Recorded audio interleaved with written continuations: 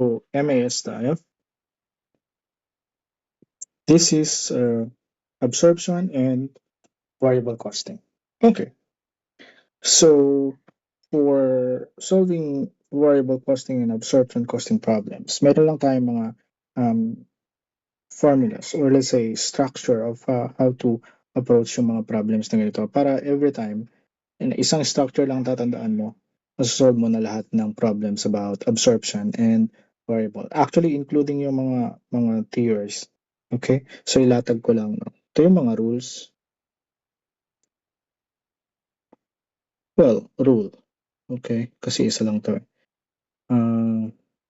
Para simple lang yung tatandaan mo.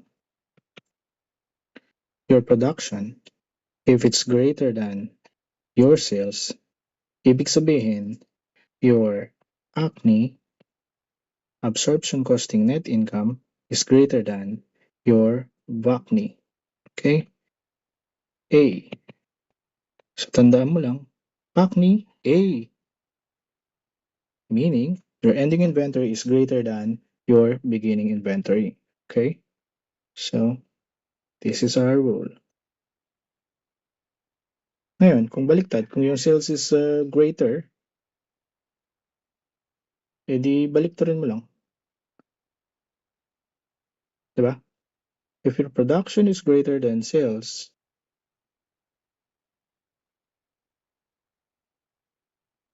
or if your production is lesser than sales, parang ganyan. If your production is lesser than sales, edi baliktad. Diba? Ganun lang siya. Alright, so another important formula is this one. Yung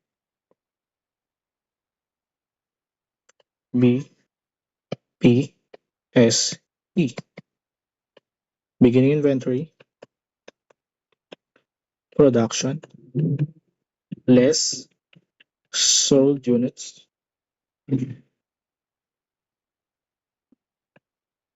equals your ending inventory. Okay? Yan. So, ang ginagawa ko dyan, meron akong ganito. If this turn out to be positive, ibig sabihin, your ending inventory is greater than your beginning inventory. So, this could be negative also. Okay? So, ilatag ko muna yung isa na formula natin. That's acne minus VACNI equals either positive or negative. Okay? If this turned out to be positive, if positive, ibig sabihin, your acne is greater than your, wait, tama, lagay ka na lang. Your acne is greater than your VACNI. Tama? Kasi if let's say 1,000 yan, tapos 500 ito, edi 500 yan. As opposed to, if this is 500, which is now lesser than your VACNI, this would be negative 500. I hope nasusundan. Now, same thing with what happens in this formula. If that turn out to be, let's just say, maglagay tayo ng figure. This is your beginning inventory, for example. Lakihan natin. That's 10,000. Now, you have a production of 5,000 and you have sold like 8,000. Okay. That's 10 plus 5 minus 8. That's 7. So, ibig sabihin, this one would be negative, right? That's 3,000. Ganun siya. Now, if this would be 7,000,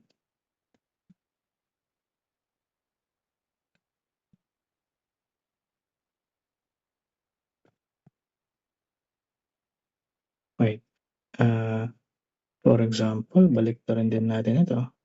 Kasi nga, yung sold units would interchange as well.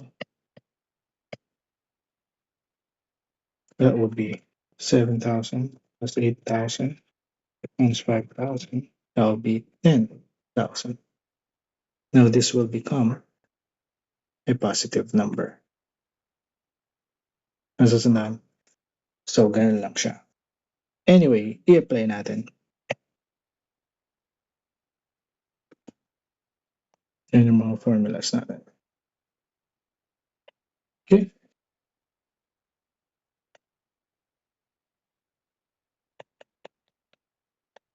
This will be a negative number.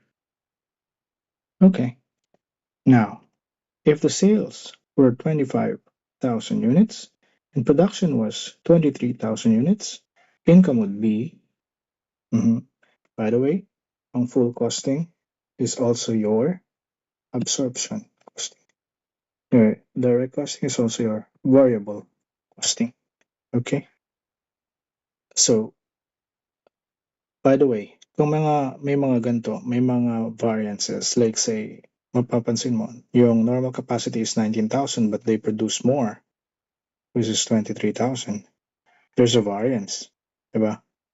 There's a variance of 4,000 in units multiplied by your fixed cost per unit. That would be 4,000 times 30. That's 120,000. So, pag ganyan yung mga problems, uunahin mo yung variable costing kasi it will not account yung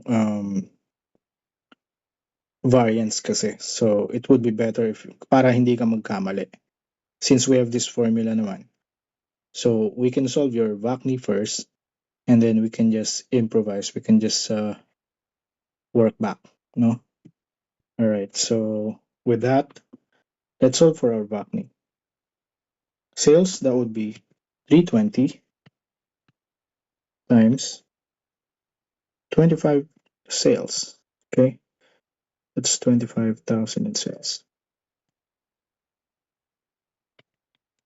320 times 25,000, that's 8 million.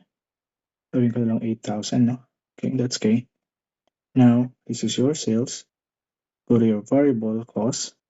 That will be 160 times 25,000. That's 4 million. Okay. We have another variable, which is your expense. Selling and admin expense. That's 15 multiplied by the number of units, 25K. That's 15. Oh, sorry.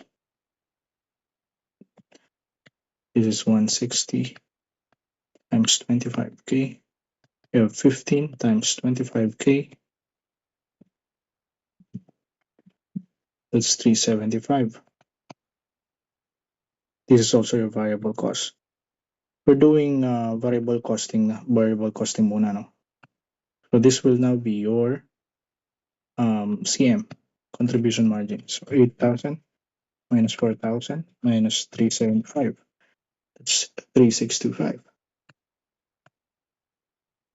3625. All right, now we have your fixed cost, which is listed here, 250. Actually, dalawa eh. Meron tayong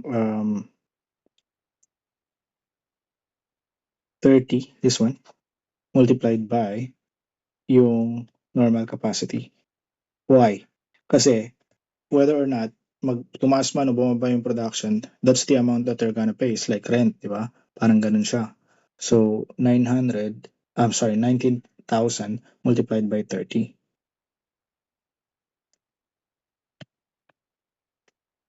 Sorry, 19K.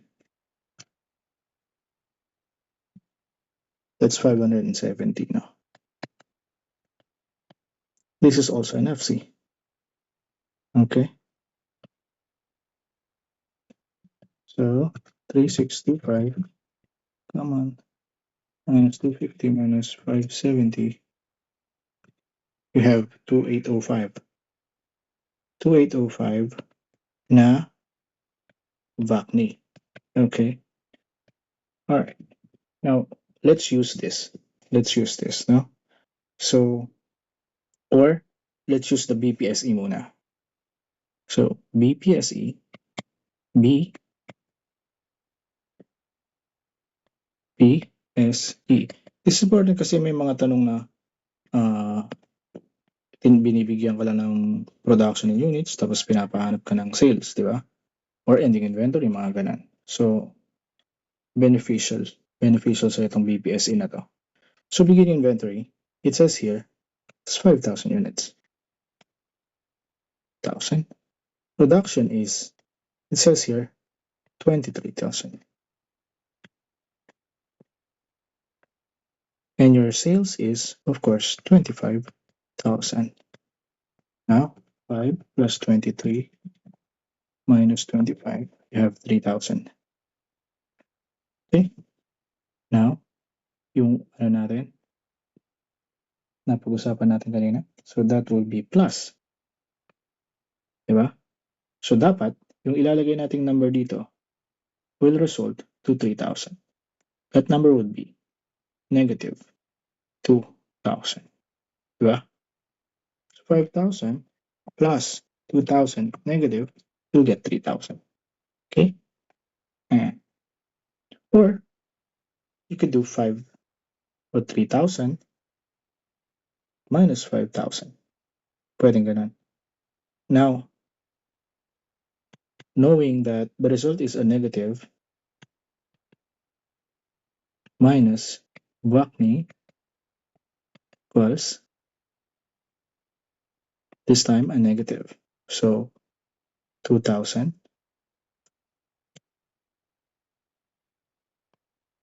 this is 2,000. This is in units pa pala. Sorry. So units pa pala to. So multiply natin by DFC, no? Because this is the amount na naiwan sa ending inventory on the absorption. So gagawin nating reconciliation entry or para ma-reconcile natin yung VACNI to your ACNI. Okay? So multiply by, because this is in units. Tinakasya. So multiply natin by 30, which will give us 60,000. Okay? So knowing that this is a negative 60,000, buuin lang natin yung formula or equation. Your VACNI is 2805. Ano ilalagay natin sa ACNI? That will be 2805 plus 60 negative. Parang mali. 2805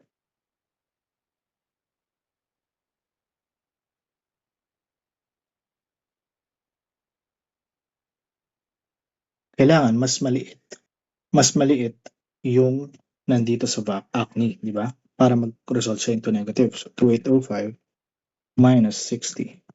That's 2745. Okay, wait. Charge lang tayo lahat. Dahil lobat pa daw.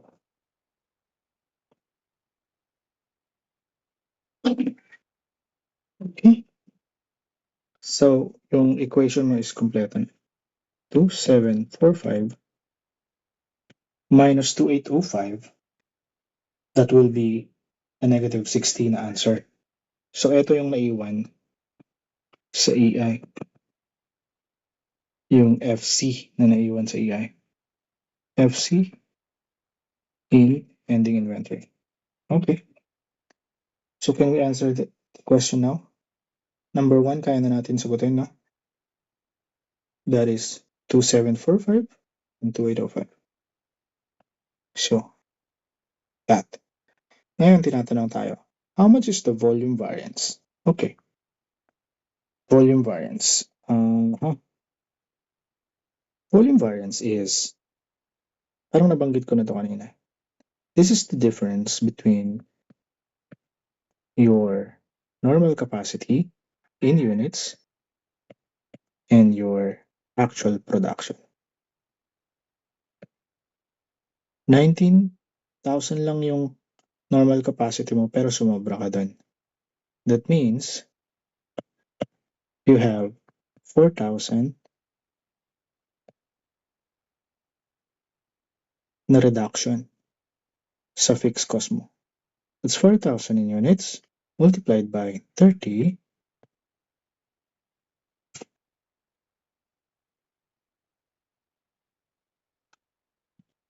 That's 120,000. Now, since this is a reduction in cost, reduction in the fixed costs, this would mean that this is a favorable variance. Volume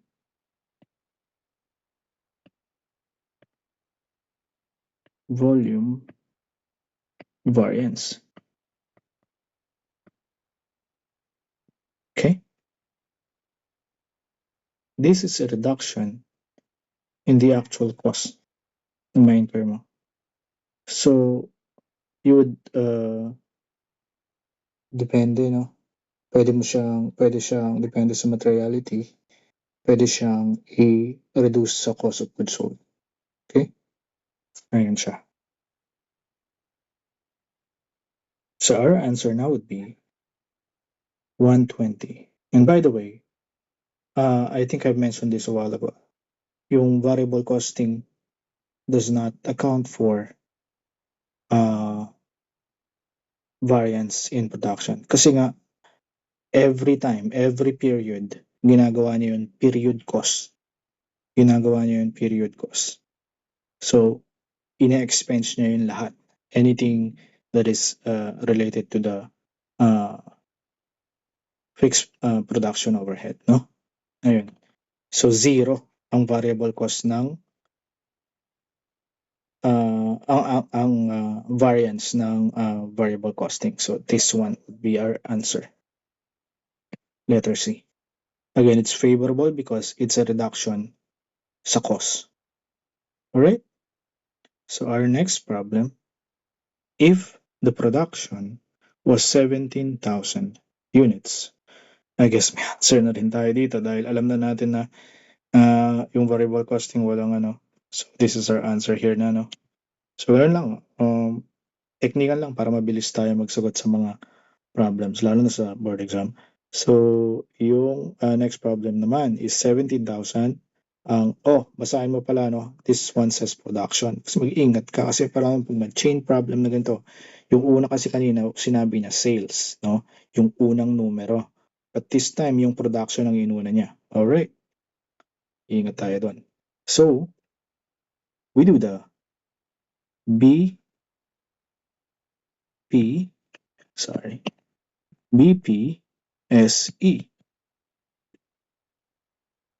Ano makukuha natin? BPSE, lagay ko dito sa baba siguro.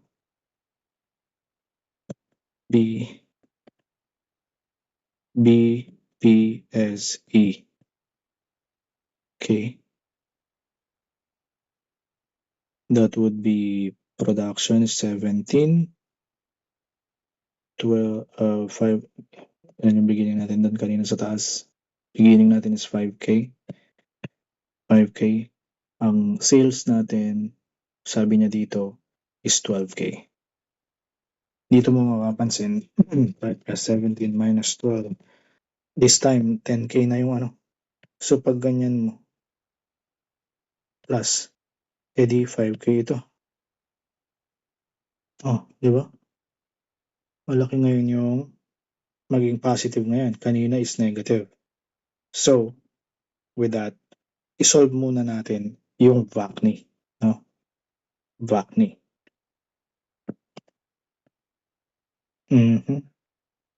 So, if 17,000 or 12,000 is our sales, that would be 320 times 12K, 150 times 12K. We have 160 pala, sorry. 160. And then we have 15, 12K. This is your variable cost, sales. This is your CM. Okay, 320 times 12, 3840. 60 times 12, 1920. 15 times 12, 180. Okay, 3840 minus 1920 minus 180. We have 1740. We have now your FC, which is 250. And we have another one for 15. Sorry, that's not it. Another one for 30 multiplied by, again, i-multiply mo to sa 19K, which is 570 din. Gaya sa taas kanina. Alright. 11740 minus 250 minus 570, we have 920. VACNI. Okay. So 920, you have your ACNI minus VACNI equals, alright? So, kung alam natin ang VACNI natin is 920, 920K, we have a 5K multiplied by, ano pala natin to, no? This is in units, 5K in units, multiplied by 30. Makukuha natin 5,000 times 30, we have 150K na, you call this FC in ending inventory. Okay? Under variable costing.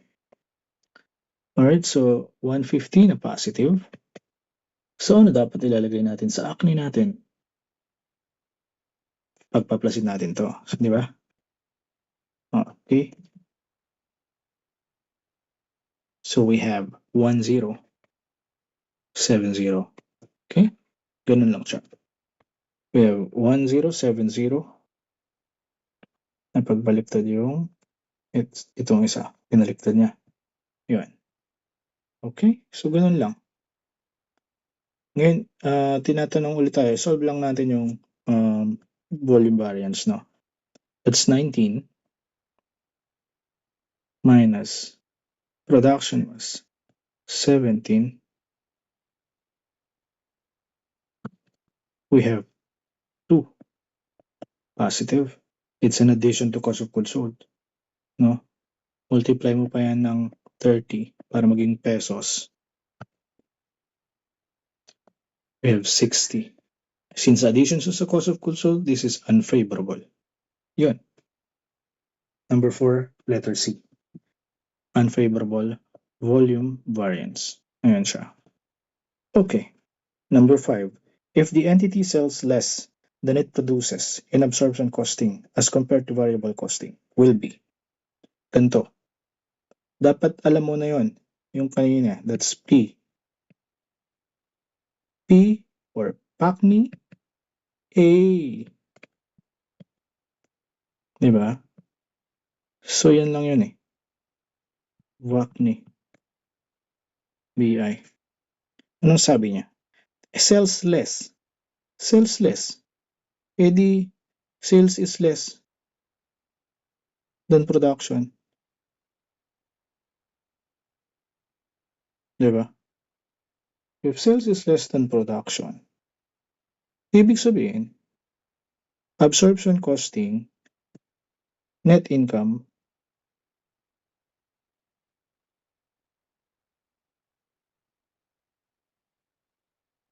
is greater. Diba? Ito less. Eh di acne is greater. Acne is greater. Ito yun eh. And then, the absorption costing net income is greater. Higher in assets din siya. Kasi nga, nag-iiwan siya ng fixed cost dun sa mga ending inventories niya. So our answer would be higher income and assets. Diba? Okay, next would be Angkor. Wait lang, parang may nalilimutan ako. What if ganyan? E di ganun din lahat. Acne, Vacne,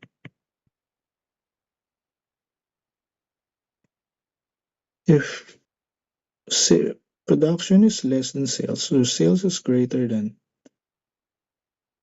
mababaliktarin mo lang. EI is also less than BI. Diba? Ganun lang naman siya. Okay. So, Angcorp deducted 10 million in computing net income. Okay. Upon checking the books, you saw that the total fixed manufacturing overhead incurred for the year was 6.5. Kung sa unang tingin parang kailangan mo pa bang mag-solve, 'di ba? Kahit may mga numbers. Anyway, ang kailangan mo maintindihan dito is under variable costing kasi yung incurrence of 6.5 million would have been the same as what is deducted from the net income. However, 10 million daw ang dineduct. So, ibig sabihin, there were additions yung mga fixed costs related sa ending inventory last year would have been sold this year. So, from ending inventory last year, which turned out to be your beginning inventory then this year. Diba? Yun yung nagkakos ng difference na 10 million and 6.5 na 3.5 million. Yan yun. Difference. Okay. So, wala na. Okay.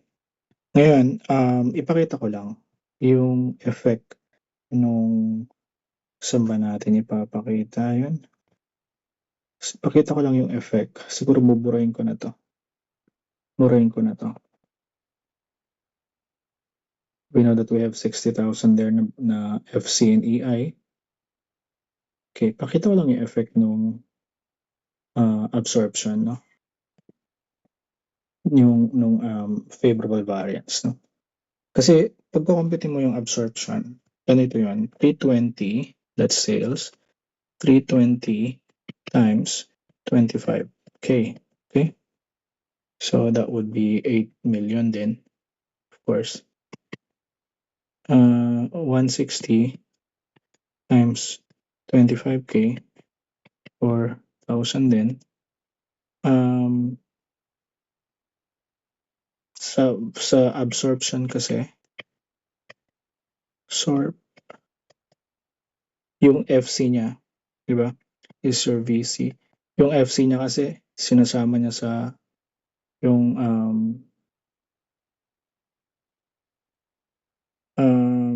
fixed niya is part of the product cost, no? Okay? So, that would be 30 multiplied by, actually dito na papasok yun. Yung FC niya kasi, that's, tama, ilagay ko na lang, times whatever was sold, that would mean 25,000. Kaso i-deduct mo ngayon yung variance. Okay? So since it's a reduction of the cost, i-deduct mo dapat yung 120k minus 120k. Yan. 30 times 25,000 minus 120,000. That's 630 na lang. Yan. 8,000 minus 4,000 minus 630. Come on. 370k yung gross profit. Okay? Tapos, mag-minus tayo ng mga admin. That would be 250k SNA FC. Tapos, meron pang isa. 15 multiplied by 25,000. 375. Okay. FC. Ang tawag pala dito is SNA. Selling and admin. Okay. 70 minus 250 minus 375 and 2745. Now, kung hindi natin yung diniduct, okay, that would have been 8,000 minus 4,000 minus, ano ba yung 30 times 125? Wait lang. 30 times 1, 2 times 30 times 25,000, 750. Okay, that would have been 8,000 minus 750 minus 4,000 minus 250 minus 375. You would have come up with 206.25. And nandito pa naman. So mukha ka nadali. Tapos saka kapag magpa-plus ng yung 60,000 kanina, 2685. Nako, nadali ka na sana. Yan. It's important that yung favorable volume variance has an effect only in absorption. Doon lang tayo. That's why yung kanina na binanggit ko, it's better na isolve mo muna yung variable costing net income. Para ang effect lang nun is yung pang-reconcile mo lang, which is yung fixed cost in ending inventory lang. It's either plus or minus. So, mas maganda. Kung yung absorption costing ang sinolve mo una, baka nagkamali ka pa in your treatment for the favorable volume variance. Yan lang. Thank you so much.